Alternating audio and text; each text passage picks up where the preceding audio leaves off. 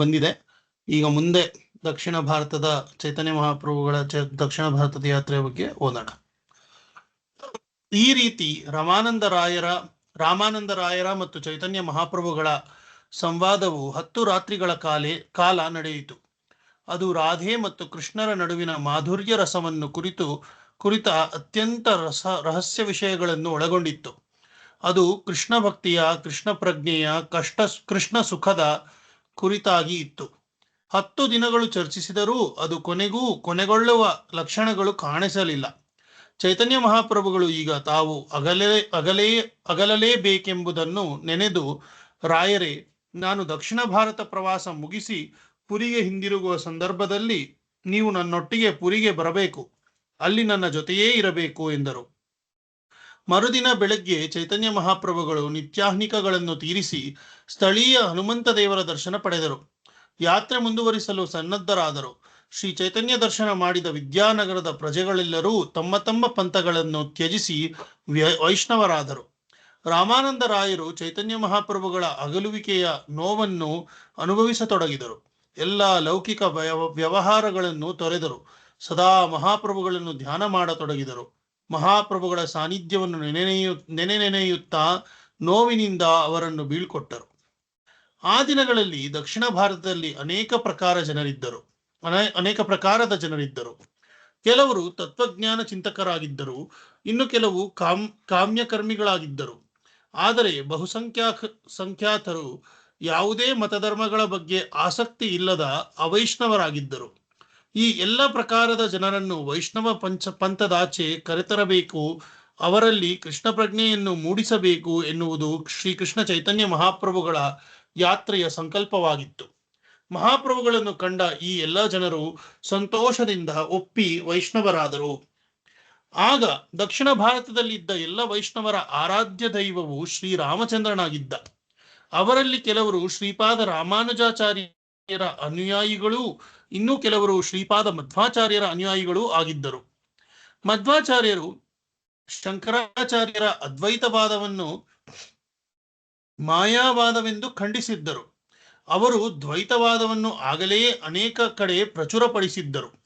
ಮಧ್ವಾಚಾರ್ಯರ ಈ ದ್ವೈತವಾದವು ತತ್ವವಾದವೆಂದು ದಕ್ಷಿಣ ಭಾರತದಲ್ಲಿ ಪ್ರಸಿದ್ಧವಾಗಿತ್ತು. ರಾಮಾನುಜಾಚಾರ್ಯರು ವಿಶಿಷ್ಟಾದ್ವೈತದ ಆಧಾರದ ಮೇಲೆ ಶ್ರೀ ವೈಷ್ಣವ ಪಂಥವನ್ನು ಇದಕ್ಕೂ ಮೊದಲೇ ಸ್ಥಾಪಿಸಿದ್ದರು. ಅವರ ಅನುಯಾಯಿಗಳಾದ ಶ್ರೀ ವೈಷ್ಣವರು ಸೀತಾರಾಮನ ಮೂರ್ತಿಯನ್ನು ಆರಾಧಿಸುತ್ತಾ ಬಂದಿದ್ದರು.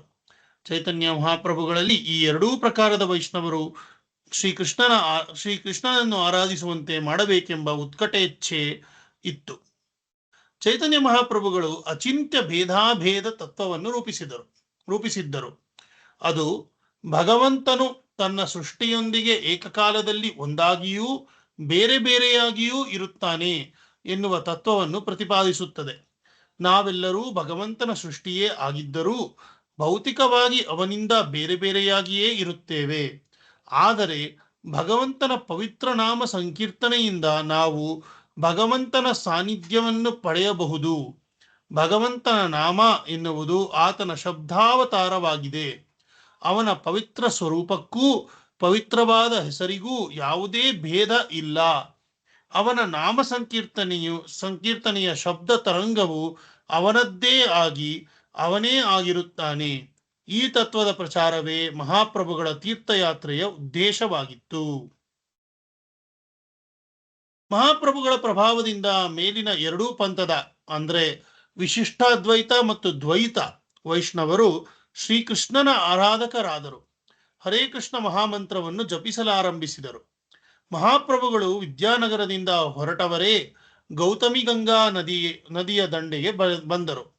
ಅಲ್ಲಿ ಪವಿತ್ರ ಸ್ನಾನ ಮಾಡಿ ರಾಮರಾಘವ ಮಂತ್ರವನ್ನು ಪಠಿಸಿದರು. ಆನಂತರ ಶ್ರೀಶೈಲ ಕ್ಷೇತ್ರದ ಮಲ್ಲಿಕಾರ್ಜುನ ದೇವಸ್ಥಾನದಲ್ಲಿರುವ ಶಿವನ ವಿಗ್ರಹವನ್ನು ಆರಾಧಿಸಿದರು. ತೀರ್ಥ ಪ್ರಸಾದ ಸೇವಿಸಿದ ಬಳಿಕ ತಮ್ಮನ್ನು ನೋಡಲು ಬಂದ ಸಮಸ್ತರಿಗೆ ಹರೇ ಕೃಷ್ಣ ಮಹಾಮಂತ್ರವನ್ನು ಉಪದೇಶಿಸಿದರು. ಅಲ್ಲಿಂದ ಅವರು ಅಹೋಬಲ ನರಸಿಂಹ ಕ್ಷೇತ್ರಕ್ಕೆ ಬಂದರು. ನರಸಿಂಹದೇವರಿಗೆ ವಂದಿಸಿ ನಡೆದರು. ಅವರಿಗೆ ಮುಂದೆ ವೃದ್ಧಕಾಶಿ ಅಂದರೆ ಕಾಳಹಸ್ತಿ ಎಂಬ ಊರು ಸಿಕ್ಕಿತು. ನೂರಾರು ಮಂದಿ ಅಲ್ಲಿಯೂ ಅವರನ್ನು ಭೇಟಿ ಮಾಡಿದರು. ಅವರೆಲ್ಲರಿಗೆ ಮಹಾಪ್ರಭುಗಳು ಕೃಷ್ಣ ಪ್ರಜ್ಞೆಯನ್ನು ಬೋಧಿಸಿದರು. ಅವರು ಮುಂದುವರಿದಾಗ ಆ ಪ್ರದೇಶದ ಬೌದ್ಧರಲ್ಲಿ ಪ್ರಕಾಂಡ ಪಂಡಿತನೆಂದು ಖ್ಯಾತನಾದವನೊಬ್ಬ ಅವರಿಗೆ ಎದುರಾದ. ಆತ ಮಹಾಪ್ರಭುಗಳನ್ನು ಕಂಡೊಡನೆ, ನಾನು ನಿಮ್ಮ ತತ್ವವನ್ನು ಕೇಳಿಬಲ್ಲೆ, ಆದರೆ ಅದನ್ನು ಸುತರಾಂ ಒಪ್ಪಲಾರೆ. ನೀವು ನನ್ನಲ್ಲಿ ವಾದಕ್ಕೆ ನಿಲ್ಲಬೇಕು. ವಾದದಲ್ಲಿ ನಾನು ಗೆದ್ದರೆ ನೀವು ನನಗೆ ಶರಣಾಗಬೇಕು. ನೀವೇನಾದರೂ ಗೆದ್ದರೆ ನಾನು ಬೌದ್ಧ ಧರ್ಮವನ್ನು ತೊರೆದು ನಿಮ್ಮ ಮತವನ್ನು ಸ್ವೀಕರಿಸುತ್ತೇನೆ ಎಂದು ಸವಾಲು ಹಾಕಿದ. ಬೌದ್ಧರು ವಾದಕ್ಕೆ ಸುತರಾಂ ಯೋಗ್ಯರಲ್ಲದಿದ್ದರೂ ಚೈತನ್ಯ ಮಹಾಪ್ರಭುಗಳು ಈ ಬೌದ್ಧರ ಅಹಂಕಾರವನ್ನು ಇಳಿಸಬೇಕು ಎಂದುಕೊಂಡು ವಾದಕ್ಕೆ ಒಪ್ಪಿಗೆ ನೀಡಿದರು. ಆ ಬೌದ್ಧ ವಿದ್ವಾಂಸರು ಮೊದಲು ತನ್ನ ವಾದವನ್ನು ಮಂಡಿಸಿದ. ಮೊದಲನೆಯದಾಗಿ, ಈ ಸೃಷ್ಟಿ ಎನ್ನುವುದು ಸನಾತನವಾದದು, ಆದ್ದರಿಂದ ಇಲ್ಲಿ ಸೃಷ್ಟಿಕರ್ತನೆನ್ನುವವನು ಇಲ್ಲ. ಎರಡನೆಯದಾಗಿ, ನಾವು ನೋಡುವ ಈ ವಿಶ್ವವೆನ್ನುವುದು ಅಸತ್ಯವಾದುದು. ಮೂರನೆಯದಾಗಿ, ನಾನು ಇದ್ದೇನೆ ಎನ್ನುವುದು ಮಾತ್ರ ಇಲ್ಲಿ ಸತ್ಯ. ನಾಲ್ಕನೆಯದು, ಜನನ ಮರಣಗಳೆನ್ನುವುದು ಚಕ್ರದ ಗತಿಯಲ್ಲಿರುವವುಗಳು, ಅವು ಮೇಲೆ ಕೆಳಗೆ ಸುತ್ತುತ್ತಲೇ ಇರುತ್ತವೆ. ಐದನೆಯದು, ಇಂಥ ಸತ್ಯವನ್ನು ತಿಳಿದವನು ಬುದ್ಧನೊಬ್ಬನೇ. ಆರನೆಯದು, ಈ ಜಗತ್ತಿಗೆ ನಿರ್ವಾಣ ಸ್ಥಿತಿ ಎನ್ನುವುದು ಇದೆ. ಇದನ್ನೇ ಬೇರೆ ಮಾತುಗಳಲ್ಲಿ ಹೇಳುವುದಾದರೆ, ಈ ಜಗತ್ತಿಗೆ ಅಂತಿಮ ಗುರಿ ಎನ್ನುವುದು ಇರುವುದೇ, ಆದರೆ ಅದು ಪ್ರಳಯವೇ. 7. ಬುದ್ಧನ ತತ್ವಜ್ಞಾನ ಮಾತ್ರ ಜಗತ್ತಿನ ಎಲ್ಲ ತತ್ವಗಳನ್ನು ಬಿಚ್ಚಿಡುವ ತತ್ವ.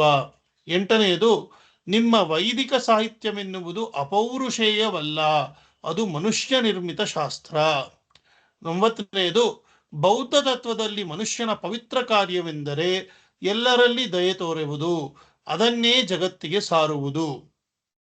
ಚೈತನ್ಯ ಮಹಾಪ್ರಭುಗಳು ಬೌದ್ಧ ವಿದ್ವಾಂಸನು ತಮ್ಮ ಮುಂದಿಟ್ಟ ಬೌದ್ಧರ 9 ತತ್ವಗಳನ್ನು ಸಾವಧಾನವಾಗಿ ಕೇಳಿಸಿಕೊಂಡರು.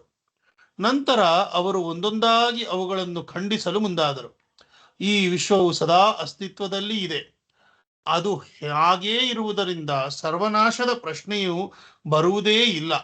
ಶೂನ್ಯವನ್ನು ತಲುಪಲು ಎಲ್ಲವೂ ನಾಶವಾಗಬೇಕು ಎಂದು ವಾದಿಸುವುದು ಅಸಂಬದ್ಧ ಸಿದ್ಧಾಂತ. ಈ ಸೃಷ್ಟಿಯ ಮೊದಲೇ ಪರಮಪುರುಷನೆಂಬುವನು ಇದ್ದನು. ಸ್ವಯಂಭೂ ಆದ ಅವನನ್ನು ಯಾರೂ ಸೃಷ್ಟಿಸಿದ್ದಿಲ್ಲ. ಅವನಿಂದ ಸೃಷ್ಟಿಯಾದ ವಿಶ್ವವೆನ್ನುವುದು ಯಾವಾಗಲೂ ಇರುತ್ತದೆ. ನಮ್ಮ ದೈಹಿಕ ನೋವು ನಲಿವುಗಳು ಸುಳ್ಳುಗಳಾಗಿರಲು ಸಾಧ್ಯವಿಲ್ಲ. ಅದು ಸುಳ್ಳೇ ಆಗಿದ್ದರೆ ಈ ಜಗತ್ತಿನಲ್ಲಿ ಯಾರೂ ಆಸ್ತಿಯನ್ನು ವಹಿಸುತ್ತಿರಲಿಲ್ಲ ಮತ್ತು ಇಷ್ಟೊಂದು ಬಗೆಯ ತತ್ವ ಜಿಜ್ಞಾಸೆಗಳು ಹುಟ್ಟುತ್ತಿರಲಿಲ್ಲ. ಭೌತಿಕ ಸೃಷ್ಟಿ ಎನ್ನುವುದು ಯಾವತ್ತೂ ಕಾಲ್ಪನಿಕವಾಗಿರಲು ಸಾಧ್ಯವಿಲ್ಲ. ಭೌತ ಜಗತ್ತಿನಲ್ಲಿ ನಾನು ಮತ್ತು ನೀನು ವ್ಯಕ್ತಿ ಲಕ್ಷಣಗಳು ಇಲ್ಲದೆ ಹೋದರೆ ನಮ್ಮಗಳ ವಿವಾದ ಅವಶ್ಯಕತೆಯೂ ಇರುವುದಿಲ್ಲ. ನಾವು ಬೇರೆ ಬೇರೆ ದೇಹಗಳಲ್ಲಿ ಇರುತ್ತೇವೆ ಮತ್ತು ಆ ದೇಹಗಳು ನಾಶವಾದ ಮೇಲೆ ಇನ್ನೊಂದು ದೇಹಕ್ಕೆ ನಾವು ಹೋಗುತ್ತೇವೆ. ಅದುವೇ ಆತ್ಮತತ್ವ. ಈ ತತ್ವದ ಪ್ರಕಾರ ನಾಶ ಎನ್ನುವುದು ದೇಹಕ್ಕೆ ಮಾತ್ರ, ಆತ್ಮಕ್ಕೆ ಅದು ಅನ್ವಯಿಸುವುದಿಲ್ಲ. ಇಂಥ ತತ್ವಗಳನ್ನು ತಿಳಿಸುವಂತಹದ್ದೇ ವೇದಗಳು.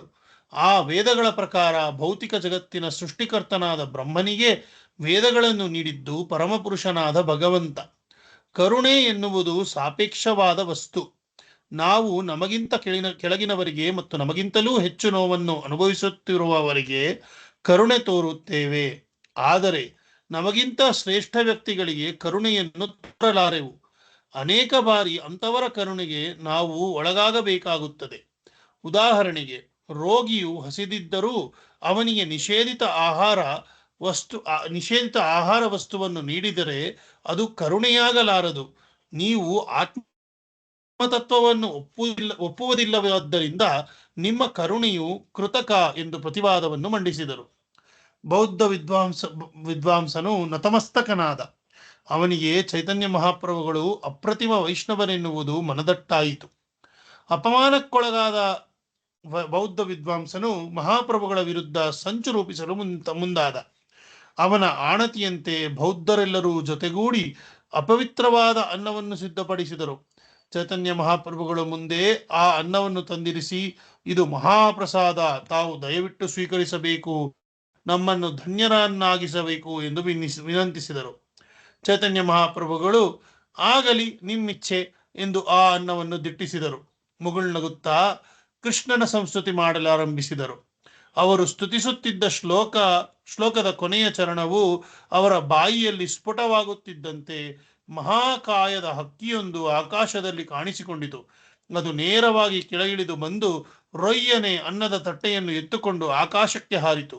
ಬಳಿಕ ರಭಸದಿಂದ ಆ ತಟ್ಟೆಯನ್ನು ಬೌದ್ಧ ವಿದ್ವಾಂಸನ ನೆತ್ತಿಯ ಮೇಲೆ ಕುಕ್ಕಿತು. ಅದು ಕುಕ್ಕಿದ ರಭಸಕ್ಕೆ ತಟ್ಟೆಯಲ್ಲಿದ್ದ ಚೂಪಾದ ಭಾಗವು ಬೌದ್ಧ ವಿದ್ವಾಂಸನ ತಲೆಗೆ ಬಡೆದು ಅಲ್ಲಿ ಆಳವಾದ ಗಾಯವೂ ಉಂಟಾಯಿತು. ಬೌದ್ಧ ವಿದ್ವಾಂಸನು ನೆಲಕ್ಕೊರಗಿ ನಿಶ್ಚೇಷ್ಟಿತನಾದ. ಅಲ್ಲಿದ್ದ ಬೌದ್ಧ ಭಿಕ್ಷುಗಳು ಅದನ್ನು ನೋಡಿ ಆತಂಕದಿಂದ ಚೈತನ್ಯ ಮಹಾಪ್ರಭುಗಳನ್ನು ಸಮೀಪಿಸಿ, ನಾವು ತಪ್ಪು ಮಾಡಿದ್ದೇವೆ ಸ್ವಾಮಿ, ನಮ್ಮನ್ನು ಮನ್ನಿಸಬೇಕು, ನಮ್ಮ ಗುರುಗಳನ್ನು ಪುನಶ್ಚೇತನಗೊಳಿಸಬೇಕು ಎಂದು ಮಹಾಪ್ರಭುಗಳ ಪಾದಗಳಿಗೆ ಎರಗಿದರು. ಚೈತನ್ಯ ಮಹಾಪ್ರಭುಗಳು, ಚಿಂತಿಸಬೇಡಿ, ನೀವೆಲ್ಲರೂ ಹೋಗಿ ನಿಮ್ಮ ಗುರುಗಳ ಕಿವಿಯಲ್ಲಿ ದೊಡ್ಡದಾಗಿ ಕೃಷ್ಣ ಮತ್ತು ವಿಷ್ಣುವಿನ ನಾಮೋಚ್ಚಾರಣೆಯನ್ನು ಮಾಡಿ ಎಂದು ಸಲಹೆ ನೀಡಿದರು. ಬೌದ್ಧ ವಿದ್ವಾಂಸನ ಶಿಷ್ಯರು ತಮ್ಮ ಗುರುಗಳ ಕಿವಿಯಲ್ಲಿ ಕೃಷ್ಣನಾಮವನ್ನು ದೊಡ್ಡದಾಗಿ ಪಠಿಸಿದರು. ಬೌದ್ಧ ಗುರುವು ನಿಧಾನವಾಗಿ ಮೇಲೆದ್ದು ಕುಳಿತ. ಅವನ ಬಾಯಿಯಿಂದ ಹರಿಹರಿ ಕೃಷ್ಣ ಕೃಷ್ಣ ಎಂಬ ಹರಿನಾಮವು ಹೊರಬಂತು. ಅವನು ಎದ್ದು ತನ್ನ ಶಿಷ್ಯರ ಜೊತೆ ಮಹಾಪ್ರಭುಗಳ ಸನ್ನಿಧಿಗೆ ಬಂದ. ಅವರಿಗೆ ಶರಣಾಗಿ ವೈಷ್ಣವ ಪಂಥವನ್ನು ಸ್ವೀಕರಿಸಿದ. ಮಹಾಪ್ರಭುಗಳು ಬೌದ್ಧ ಸಮೂಹವನ್ನು ಆಶೀರ್ವದಿಸಿ ಮುನ್ನಡೆದರು. ಚೈತನ್ಯ ಮಹಾಪ್ರಭುಗಳು ಆ ಊರಿಗೆ ಬೆನ್ನು ಹಾಕಿ ತಿರುಪತಿ ತಿರುಮಲದಾಚೆ ಹೆಜ್ಜೆ ಹಾಕಿದರು. ಅಲ್ಲಿ ಶ್ರೀ ವೆಂಕಟರಮಣ, ಶ್ರೀ ರಾಮಚಂದ್ರ ಮತ್ತು ಶ್ರೀ ನರಸಿಂಹದೇವರುಗಳ ದರ್ಶನ ಪಡೆದರು. ಬಳಿಕ ಕಂಚಿಗೆ ಭೇಟಿ ಕೊಟ್ಟರು. ಅಲ್ಲಿಂದ ವೃದ್ಧ ಕೋಲಕ್ಕೆ ಬಂದರು. ಅಲ್ಲಿನ ಶ್ರೀ ಶ್ವೇತವರಾಹ ದೇವಸ್ಥಾನಕ್ಕೆ ಭೇಟಿ ನೀಡಿದರು. ಮಹಾಪ್ರಭುಗಳು ಕುಂಭಕರ್ಣ ಕಪಾಲಕ್ಕೆ ಕುಂಭಕೋಣಂ ಬಂದರು. ಅಲ್ಲಿ ವಿಶಾಲವಾಗಿರುವ ಸರೋವರದ ಸೌಂದರ್ಯವನ್ನು ಸವಿಯುತ್ತಾ ಜಳಕ ಮಾಡಿದರು. ಅಲ್ಲಿನ ಶಿವ ದೇವಾಲಯದಲ್ಲಿ ಪ್ರಸಾದವನ್ನು ಸ್ವೀಕರಿಸಿದರು. ಬಳಿಕ ಪಾಪನಾಶ ಕ್ಷೇತ್ರದಲ್ಲಿ ಬಂದು ಅಲ್ಲಿನ ವಿಷ್ಣು ದೇವಾಲಯವನ್ನು ಪ್ರವೇಶಿಸಿದರು. ವಿಷ್ಣುವನ್ನು ಭಜಿಸಿದರು. ಮಹಾಪ್ರಭುಗಳು ಮುಂದೆ ಕ್ರಮಿಸಿದರು. ಕಾವೇರಿ ನದಿ ತೀರಕ್ಕೆ ಬಂದರು. ಅಲ್ಲಿ ತೀರ್ಥ ಸ್ನಾನ ಮಾಡಿ ಶ್ರೀರಂಗಂ ಕ್ಷೇತ್ರದಲ್ಲಿ ರಂಗನಾಥನ ದರ್ಶನ ಪಡೆದರು. ಆಗ ಅವರಲ್ಲಿ ಭಾವೋನ್ಮಾದ ಉಂಟಾಯಿತು. ಭಾವೋನ್ಮಾದದಲ್ಲಿ ಅವರು ಶ್ರೀಕೃಷ್ಣನನ್ನು ಸಂಸ್ತುತಿಸುತ್ತಾ ನರ್ತಿಸತೊಡಗಿದರು. ಅಲ್ಲಿ ನೆರೆದಿದ್ದ ಭಕ್ತರಿಗೆ ಆಶ್ಚರ್ಯವಾಯಿತು. ಅವರು ಮಹಾಪ್ರಭುಗಳನ್ನು ಕುತೂಹಲದಿಂದ ಗಮನಿಸಿದರು. ಮಹಾಪ್ರಭುಗಳ ಮುಖಕಾಂತಿ ಮತ್ತು ಗೌರವರ್ಣದ ದೇಹವನ್ನು ನೋಡಿ ಬೆರಗಾಗಿ ನಮಸ್ಕರಿಸಲು ಮುಂದೆ ಬಂದರು. ಮಹಾಪ್ರಭುಗಳು ಅವರಿಗೆ ಕೃಷ್ಣ ಪ್ರಜ್ಞೆಯ ಔಚಿತ್ಯ ಮತ್ತು ಮಹತ್ವವನ್ನು ಬೋಧಿಸಿದರು. ಅಲ್ಲಿದ್ದ ವೆಂಕಟಭಟ್ಟನೆಂಬ ಶ್ರೀವೈಷ್ಣವನೊಬ್ಬನಿಗೆ ಮಹಾಪ್ರಭುಗಳ ಈ ನಡೆನುಡಿಗಳು ವಿಶಿಷ್ಟವೂ ಅಪರೂಪವೂ ಆಗಿ ಕಂಡವು. ಅವನು ಮಹಾಪ್ರಭುಗಳ ಮುಂದೆ ಬಂದು ತನ್ನ ಮನೆಗೆ ಭಿಕ್ಷೆಗೆ ಬರಬೇಕು ಎಂದು ಪರಮಗೌರವದಿಂದ ಆಹ್ವಾನಿಸಿದ. ಮಹಾಪ್ರಭುಗಳು ಭಟ್ಟನಲ್ಲಿ ಮಧ್ಯಾಹ್ನದ ಪ್ರಸಾದ ಸ್ವೀಕರಿಸಿದರು. ಸ್ವಲ್ಪ ಸಮಯ ವಿಶ್ರಾಂತಿ ಪಡೆದು ಹೊರಡಲನುವಾದರು. ಆಗ ವೆಂಕಟಭಟ್ಟನು ಮಹಾಪ್ರಭುಗಳಿಗೆ ಕೈ ಮುಗಿದು, ಸ್ವಾಮಿ, ನಾಳೆಯಿಂದ ಚಾತುರ್ಮಾಸ್ಯವು ಪ್ರಾರಂಭವಾಗುತ್ತದೆ. ತಮ್ಮ ಕೃಪೆಯಿಂದ ತಮ್ಮ ಚಾತುರ್ಮಾಸ್ಯ ವ್ರತವು ನಮ್ಮಲ್ಲೇ ಆಗಬೇಕು ಎಂದ. ಮಹಾಪ್ರಭುಗಳು ಅವನ ವಿನಂತಿಯನ್ನು ಮನ್ನಿಸಿದರು. ಅಖಂಡ 4 ತಿಂಗಳ ಕಾಲ ಅವರು ವೆಂಕಟಭಟ್ಟನ ಮನೆಯಲ್ಲಿ ಉಳಿದು ಚಾತುರ್ಮಾಸ್ಯ ವ್ರತವನ್ನು ಆಚರಿಸಿದರು. ಆ ದಿನಗಳಲ್ಲಿ ಅವರು ಪ್ರತಿದಿನವೂ ಕಾವೇರಿ ನದಿಯಲ್ಲಿ ಮಿಂದರು. ದಿನಾಲೂ ರಂಗನಾಥನ ದರ್ಶನ ಪಡೆದರು ಮತ್ತು ರಂಗನಾಥನ ಮುಂದೆ ಭಾವೋದ್ವೇಗಕ್ಕೆ ಒಳಗಾಗಿ ಕೀರ್ತಿಸಿ ನರ್ತಿಸಿದರು. ಶ್ರೀ ರಂಗನಾಥನ ದರ್ಶನಕ್ಕೆ ಅಸಂಖ್ಯಾತ ಭಕ್ತರು ಬರುತ್ತಿದ್ದರು. ಅವರೆಲ್ಲರೂ ಮಹಾಪ್ರಭುಗಳ ಅಂಗಸೌಷ್ಠವ ಮತ್ತು ಭಾವೋನ್ಮಾದವನ್ನು ನೋಡಿ ಆಕರ್ಷಿತರಾಗಿದ್ದರು. ಅವರು ತಮ್ಮ ಪರಿಚಿತರಿಗೂ ಅಪರಿಚಿತರಿಗೂ ಈ ವಿಷಯವನ್ನು ಬಿತ್ತರಿಸುತ್ತಿದ್ದರು. ಅದು ವಾರ್ತೆಯಾಗಿ ನಾಲ್ಕೂರಿಗೆ ಹಬ್ಬಿತು. ಭಕ್ತರು ತಂಡೋಪತಂಡವಾಗಿ ಬಂದು ಮಹಾಪ್ರಭುಗಳ ಸಾನ್ನಿಧ್ಯ ಸುಖವನ್ನು ಸವಿದರು. ಮಹಾಪ್ರಭುಗಳು ತಮ್ಮ ಭೇಟಿಗಾಗಿ ಬಂದ ಎಲ್ಲರನ್ನೂ ಪ್ರೀತಿಯ ಕಣ್ಣುಗಳಿಂದ ಹರಿಸಿದರು. ಹರೇ ಕೃಷ್ಣ ಮಹಾಮಂತ್ರವನ್ನು ಬೋಧಿಸಿದರು. ಅಲ್ಲಿ ಸೇರಿದ ಮಂದಿ ಪಠಿಸಿದ ಮಹಾಮಂತ್ರದ ಭಕ್ತಿರಸವು ಕಾವೇರಿ ನದಿಯಲ್ಲಿ ಹರಿಯಿತು. ಹರಿ ಹರಿ ಎನ್ನುತ್ತಾ ಹರಿಯಿತು. ಶ್ರೀರಂಗಂ ಕ್ಷೇತ್ರದ ವೈಷ್ಣವ ಬ್ರಾಹ್ಮಣರು ಪ್ರತಿದಿನವೂ ಮಹಾಪ್ರಭುಗಳ ಮುಂದೆ ಬರತೊಡಗಿದರು. ತಮ್ಮ ಮನೆಗಳಿಗೆ ಅವರನ್ನು ಆಹ್ವಾನಿಸಿ ಭಿಕ್ಷೆ ನೀಡಿ ಗೌರವಿಸತೊಡಗಿದರು. ಆ ದಿನಗಳಲ್ಲಿ ಒಬ್ಬ ವೈಷ್ಣವ ಬ್ರಾಹ್ಮಣನು ದಿನಾಲೂ ಬಂದು ಶ್ರೀ ರಂಗನಾಥನ ಸನ್ನಿಧಿಯಲ್ಲಿ ಭಗವದ್ಗೀತೆಯನ್ನು ಪಠಿಸುತ್ತಿದ್ದನು. ಆದರೆ ಆತನು ಅಶುದ್ಧ ಉಚ್ಚಾರಣೆಯಿಂದ ತಪ್ಪಾಗಿ ಗೀತೆಯನ್ನು ಪಠಿಸುತ್ತಿದ್ದನು. ಈ ಕಾರಣಕ್ಕೆ ಬೇರೆ ಬ್ರಾಹ್ಮಣರು ಅವನನ್ನು ಅಣಕಿಸುತ್ತಿದ್ದರು. ಮಹಾಪ್ರಭುಗಳು ಇವೆಲ್ಲವನ್ನು ಸೂಕ್ಷ್ಮವಾಗಿ ಗಮನಿಸಿದರು. ಬ್ರಾಹ್ಮಣನಾದರೋ ಪಠಣದ ಸಮಯದಲ್ಲಿ ರೋಮಾಂಚನಗೊಳ್ಳುತ್ತಿದ್ದ, ಆನಂದ ಬಾಷ್ಪ ಸುರಿಸುತ್ತಿದ್ದ, ಬೆವರುವುದು, ಕಂಪಿಸುವುದು ಇತ್ಯಾದಿಗಳು ಸಹ ಅವನಲ್ಲಿ ಕಂಡುಬರುತ್ತಿದ್ದವು. ಮಹಾಪ್ರಭುಗಳು ಅವನನ್ನು ಹತ್ತಿರ ಕರೆದು, ಮಹಾಶಯರೇ, ನೀವು ಗೀತೆಯನ್ನು ಓದುವಾಗ ಯಾಕೆ ಇಷ್ಟು ಪರವಶತೆಗೆ ಒಳಗಾಗುತ್ತೀರಿ? ಗೀತೆಯ ಯಾವ ಭಾಗ ಓದಿದಾಗ ನಿಮಗೆ ಭಾವಪರವಶತೆ ಉಂಟಾಗುತ್ತದೆ ಎಂದು ಪ್ರಶ್ನಿಸಿದರು. ಬ್ರಾಹ್ಮಣನು ವಿನೀತನಾಗಿ, ನಾನು ಅಕ್ಷರ ಜ್ಞಾನ ಇಲ್ಲದವನು, ಗೀತೆಯನ್ನು ಅರ್ಥ ಮಾಡಿಕೊಳ್ಳುವಷ್ಟು ಶಕ್ತನಲ್ಲ. ಆದರೆ ನನ್ನ ಗುರುಗಳು ನನಗೆ ಪ್ರತಿದಿನ ಗೀತೆಯನ್ನು ಓದಲು ಆಜ್ಞಾಪಿಸಿದ್ದಾರೆ. ಅವರ ಆಜ್ಞೆಯ ಮೇರೆಗೆ ನಾನು ಪ್ರತಿದಿನ ಗೀತೆಯನ್ನು ಓದುತ್ತಿದ್ದೇನೆ. ನಾನು ಓದುವುದರಲ್ಲಿ ತಪ್ಪು ಇರಬಹುದೆಂದು ನಾನು ಚಿಂತಿಸುವುದಿಲ್ಲ. ಗುರುಗಳ ಆದೇಶ ಪಾಲಿಸುವುದೇ ನನ್ನ ಏಕಮಾತ್ರ ಉದ್ದೇಶ ಎಂದು ಹೇಳಿದ. ಮಹಾಪ್ರಭುಗಳು ಪ್ರಸನ್ನರಾಗಿ, ನಿಜವಾಗಿಯೂ ನೀನು ಗೀತೆಯನ್ನು ಓದುವುದರಲ್ಲಿ ಪ್ರಮಾಣ ಸ್ವರೂಪಿ. ನಿನಗೆ ಗೀತೆಯನ್ನು ಓದುವಾಗ ಏನೇನು ಅರ್ಥವಾಯಿತೋ ಅದೇ ಗೀತೆಯ ನಿಜವಾದ ಸಾರ ಎಂದು ಅವನ ಮೈದಡವಿ ಹರಿಸಿದರು. ಆ ಬ್ರಾಹ್ಮಣನು ಸಂತೋಷದಿಂದ, ಮಹಾಪ್ರಭುಗಳೇ, ನೀವೇ ಸ್ವಯಂ ಶ್ರೀಕೃಷ್ಣ ಎನ್ನುವುದು ನನಗೆ ಈಗ ತಿಳಿಯಿತು ಎನ್ನುತ್ತಾ ಮಹಾಪ್ರಭುಗಳ ಪಾದಗಳಿಗೆ ಎರಗಿದ. ವೆಂಕಟಭಟ್ಟನು ರಾಮಾನುಜಾಚಾರ್ಯರ ವೈಷ್ಣವ ಪಂಥದ ಅನುಯಾಯಿ ಆಗಿದ್ದ. ಆತನು ದಿನಾಲೂ ಕೃಷ್ಣ ಪ್ರಜ್ಞೆಯ ಮಹತ್ವವನ್ನು ಮಹಾಪ್ರಭುಗಳಿಂದ ಕೇಳಿಸಿಕೊಂಡ. ಆತನಲ್ಲಿರುವ ದೈವ ಪ್ರೇಮ ಮತ್ತು ಶುದ್ಧ ಭಕ್ತಿಯು ಮಹಾಪ್ರಭುಗಳಿಗೆ ಇಷ್ಟವಾಯಿತು. ಇಬ್ಬರು ಸ್ನೇಹದಿಂದ ಸಂವಾದ ನಡೆಸತೊಡಗಿದರು. ಒಮ್ಮೆ ಮಹಾಪ್ರಭುಗಳು ವೆಂಕಟಭಟ್ಟನೊಂದಿಗೆ ವಿನೋದವಾಗಿ ಮಾತನಾಡುತ್ತಾ, ನಿಮ್ಮ ಪ್ರಭುವು ನಾರಾಯಣ, ನನ್ನ ಸ್ವಾಮಿಯು ಶ್ರೀಕೃಷ್ಣ. ನಾರಾಯಣನ ಪತ್ನಿಯಾದ ಭಾಗ್ಯಲಕ್ಷ್ಮಿಯು ಇಡೀ ಸೃಷ್ಟಿಯಲ್ಲೇ ಕಾಣಸಿಗುವ ಪರಮ ಪತಿವ್ರತಾ ಸ್ತ್ರೀ. ಆದರೂ ಆಕೆಯು ಯಾಕೆ ಶ್ರೀಕೃಷ್ಣನ ಸಂಗ ಬಯಸುತ್ತಾಳೆ ಎಂದು ಪ್ರಶ್ನಿಸಿದರು. ವೆಂಕಟಭಟ್ಟನು, ಶ್ರೀಕೃಷ್ಣ ಮತ್ತು ನಾರಾಯಣ ಇಬ್ಬರೂ ಸ್ವರೂಪದಲ್ಲಿ ಒಬ್ಬರೇ. ಅವರಿಬ್ಬರ ನಡುವೆ ಏನೂ ವ್ಯತ್ಯಾಸವಿಲ್ಲ. ಆದರೆ ಶ್ರೀಕೃಷ್ಣನಲ್ಲಿ ವಿನೋದ ಭಾವ ಇರುವುದರಿಂದ ಆತನ ಲೀಲೆಗಳು ಹೆಚ್ಚು ಆಕರ್ಷಕ ಎಂದು ಉತ್ತರಿಸಿದನು. ಮುಂದುವರಿಸುತ್ತಾ, ಶ್ರೀಕೃಷ್ಣ ಮತ್ತು ನಾರಾಯಣ ಇಬ್ಬರು ಒಬ್ಬರೇ ವ್ಯಕ್ತಿಯಾಗಿರುವುದರಿಂದ ಶ್ರೀಕೃಷ್ಣನ ಸಂಘವು ಲಕ್ಷ್ಮೀದೇವಿಯ ಪಾತಿವ್ರತ್ಯಕ್ಕೆ ಯಾವುದೇ ಕುಂದು ಉಂಟು ಮಾಡದು. ಶ್ರೀಕೃಷ್ಣ ಮತ್ತು ನಾರಾಯಣನ ರೂಪಗಳಲ್ಲಿ ಏನೂ ವ್ಯತ್ಯಾಸಗಳು ಇಲ್ಲದಿದ್ದರೂ ಮಾಧುರ್ಯ ರಸದ ಕಾರಣ ಶ್ರೀಕೃಷ್ಣನ ರೂಪವು ಹೆಚ್ಚು ಆಕರ್ಷಕ. ಇದು ವೇದಗಳ ನಿರ್ಣಯ. ವಿಷಯ ಹೀಗಿರುವಾಗ ತಾಯಿ ಲಕ್ಷ್ಮಿಯು ಶ್ರೀಕೃಷ್ಣನ ರಾಸನೃತ್ಯದಲ್ಲಿ ಪಾಲ್ಗೊಳ್ಳಲು ಬಯಸುವುದರಲ್ಲಿ ತಪ್ಪೇನಿದೆ? ನೀವೇಕೆ ಇದರ ಬಗ್ಗೆ ತಮಾಷೆ ಮಾಡುತ್ತಿರುವಿರಿ ಎಂದು ಪ್ರಶ್ನಿಸಿದ. ಮಹಾಪ್ರಭುಗಳು ನಗುತ್ತಾ, ಲಕ್ಷ್ಮಿಯು ಶ್ರೀಕೃಷ್ಣನ ಸಂಘ ಬಯಸುವುದರಲ್ಲಿ ದೋಷವೇನಿಲ್ಲ ಎನ್ನುವುದು ನನಗೆ ಗೊತ್ತು. ಆದರೆ ಶ್ರೀಕೃಷ್ಣನ ರಾಸನೃತ್ಯದಲ್ಲಿ ಪಾಲ್ಗೊಳ್ಳಲು ಆಕೆಗೆ ಸಾಧ್ಯವಾಗಲಿಲ್ಲ ಎನ್ನುವುದು ನಮಗೆ ವೇದಗಳಿಂದ ತಿಳಿದು ಬರುತ್ತದೆ. ಇದು ಏಕೆ ಎಂದು ನೀವು ನನಗೆ ತಿಳಿಸುವಿರೇನು ಎಂದು ಕೇಳಿದರು. ವೆಂಕಟಭಟ್ಟನು ವಿನೀತನಾಗಿ, ನಾನೊಬ್ಬ ಸಾಮಾನ್ಯ ಜೀವಿ. ನನ್ನ ಬುದ್ಧಿಗೆ ಇತಿಮಿತಿಗಳಿವೆ.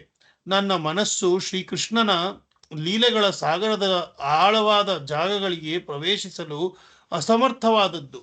ನೀವಾದರೋ ಸ್ವಯಂ ದೇವೋತ್ತಮ ಪರಮಪುರುಷ ಶ್ರೀಕೃಷ್ಣ. ನಿಮ್ಮ ಲೀಲೆಗಳ ಆಂತರ್ಯವನ್ನು ನೀವೇ ಬಲ್ಲಿರಿ. ಹಾಗೆಯೇ ನೀವು ಯಾರಿಗಾದರೂ ಆ ಜ್ಞಾನವನ್ನು ಪ್ರದಾನ ಮಾಡಿದರೆ ಆ ವ್ಯಕ್ತಿಯೂ ನಿಮ್ಮ ಲೀಲೆಗಳನ್ನು ಅರ್ಥ ಮಾಡಿಕೊಳ್ಳಬಲ್ಲ ಎಂದು ಉತ್ತರಿಸಿದ. ವೆಂಕಟಭಟ್ಟನಲ್ಲಿ ನಾರಾಯಣನೇ ಆದಿಪುರುಷ ಎಂಬ ಭಾವನೆ ಬಲವಾಗಿತ್ತು. ಶ್ರೀಕೃಷ್ಣನು ನಾರಾಯಣನ ಅವತಾರ ಎಂಬ ತಿಳುವಳಿಕೆ ಇತ್ತು. ನಾರಾಯಣನ ಪೂಜೆಯೇ ಸರ್ವಶ್ರೇಷ್ಠ ಎಂಬ ಶ್ರೀ ವೈಷ್ಣವರ ತಿಳುವಳಿಕೆಯು ಆತನಲ್ಲಿ ಬೇರೂರಿತ್ತು. ಅವನ ಈ ತಪ್ಪು ತಿಳುವಳಿಕೆಯನ್ನು ಸರಿಪಡಿಸಲು ಮಹಾಪ್ರಭುಗಳು ಈ ಬಗೆಯಲ್ಲಿ ತಮಾಷೆ ಮಾಡಿದರು. ಮಹಾಪ್ರಭುಗಳು ಅವನಲ್ಲಿನ ಎಲ್ಲ ದ್ವಂದ್ವಗಳನ್ನು ಪರಿಹರಿಸಲೋಸಗ ಶ್ರೀಕೃಷ್ಣನೇ ಪರಮ ದೇವೋತ್ತಮನು, ನಾರಾಯಣನು ಅವನ ಅವತಾರ. ಇದಲ್ಲದೆ ಕೃಷ್ಣನಲ್ಲಿರುವ 4 ಅಸಾಧಾರಣ ಗುಣಗಳು ವಿಷ್ಣುವಿನಲ್ಲಿ ಇಲ್ಲ. ಮಾಧುರ್ಯ ಪ್ರೇಮದಿಂದ ಕೃಷ್ಣನಲ್ಲಿ ವಿಶೇಷ ಆಕರ್ಷಣೆ ಇರುವುದರಿಂದ ಆ ಒಂದು ಕಾರಣವೇ ವಿಷ್ಣುವನ್ನು ಮೀರಲು ಸಾಕು ಎಂದು ಹೇಳಿದರು.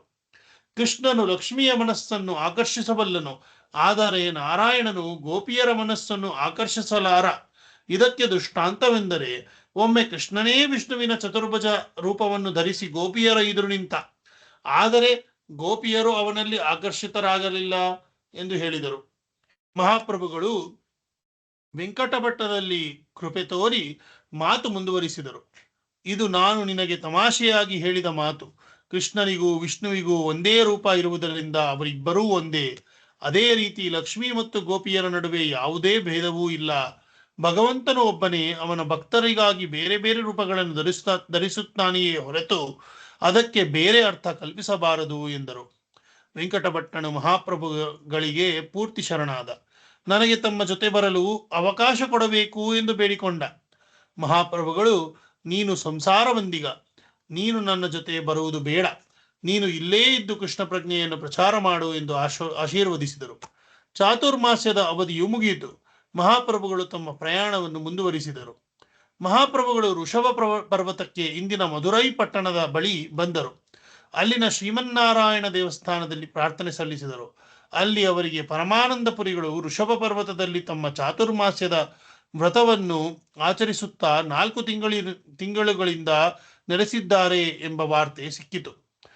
ಮಹಾಪ್ರಭುಗಳು ಪುರಿಯವರ ವಾಸ್ತವ್ಯದಾಚೆ ನಡೆದರು. ಪರಮಾನಂದಪುರಿಗಳ ಪಾದಗಳಿಗೆ ಪುಡಮಟ್ಟರು. ಪರಮಾನಂದಪುರಿಗಳು ಮಹಾಪ್ರಭುಗಳನ್ನು ಅಪ್ಪಿಕೊಂಡರು. ತಾವು ವಾಸ್ತವ್ಯವಿದ್ದ ಬ್ರಾಹ್ಮಣನ ಮನೆಯಲ್ಲಿ ಮಹಾಪ್ರಭುಗಳಿಗೆ 3 ದಿನ ಇರಲು ಸೂಚಿಸಿದರು. 3 ದಿನಗಳ ನಂತರ ಮಹಾಪ್ರಭುಗಳು ಅಲ್ಲಿಂದ ಹೊರಟು ನಿಂತರು.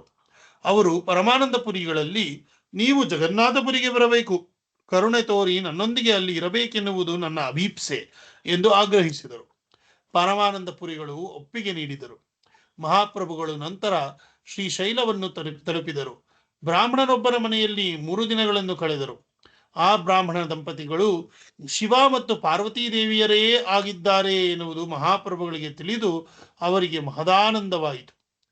ಮಹಾಪ್ರಭುಗಳು ಸೇತುಬಂಧಕ್ಕೆ ರಾಮೇಶ್ವರಕ್ಕೆ ಬಂದರು. ಧನುಷ್ತೀರ್ಥದಲ್ಲಿ ಸ್ನಾನ ಮಾಡಿ ರಾಮೇಶ್ವರ ಗುಡಿಯಲ್ಲಿ ದೇವರನ್ನು ಅರ್ಚಿಸಿದರು. ಅಲ್ಲಿನ ಬ್ರಾಹ್ಮಣರಿಂದ ಕೂರ್ಮ ಪುರಾಣವನ್ನು ಪಡೆದುಕೊಂಡರು. ಜೀರ್ಣವಾಗಿದ್ದ ಆ ಕೂರ್ಮ ಪುರಾಣವನ್ನು ಹೊಸ ತಾಳೆಗರಿಯಲ್ಲಿ ಟಂಕಿಸತೊಡಗಿದರು. ಅಲ್ಲಿಂದ ಮಧುರೆಗೆ ಹೋಗಿ ಅಲ್ಲಿ ವಾಸವಿದ್ದ ರಾಮದಾಸ ಎನ್ನುವ ಬ್ರಾಹ್ಮಣನಿಗೆ ಕೂರ್ಮ ಪುರಾಣದ ಪ್ರತಿಯನ್ನು ಹಸ್ತಾಂತರಿಸಿದರು. ಮಹಾಪ್ರಭುಗಳು ತಾಮ್ರಪರ್ಣಿ